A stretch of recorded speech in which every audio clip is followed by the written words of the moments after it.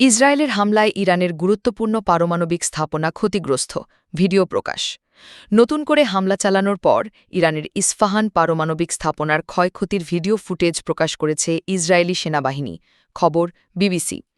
গত সপ্তাহে ম্যাক্সারের তোলা স্যাটেলাইট ছবির সাথে এই ফুটেজের তুলনা করেছে বিবিসি ভেরিফাই, যার মাধ্যমে স্থাপনাটির উত্তর অংশে নতুন করে ক্ষয়ক্ষতি চিহ্নিত করা গেছে। ইসরায়েল প্রতিরক্ষা বাহিনী আইডিএফ এক বিবৃতিতে দাবি করেছে, ইরানের ইউরেনিয়াম সমৃদ্ধকরণ প্রক্রিয়ার অংশ হিসেবে ব্যবহৃত সেন্ট্রিফিউজ উৎপাদন স্থাপনায় হামলা চালিয়েছে তারা। প্রায় 0.3 বর্গ কিলোমিটার এলাকায় নতুন করে ক্ষয়ক্ষতি হয়েছে, যেখানে 7টি অবকাঠামো পুরোপুরি মাটির সাথে মিশে গেছে বলে মনে হচ্ছে।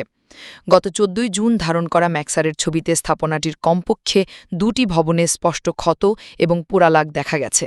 সেই সময় কোনো কাঠামো অবশ্য সম্পূর্ণরূপে ধ্বংস হয়নি। গতকাল জাতিসংঘের পারমাণবিক পর্যবেক্ষণ সংস্থার প্রধান রাফায়েল গ্রোসি নিরাপত্তা পরিষদকে বলেছেন, পরমাণু স্থাপনাগুলোতে হামলার ঘটনা ইরানের পারমাণবিক নিরাপত্তায় ব্যাপক অবনতি ঘটিয়েছে।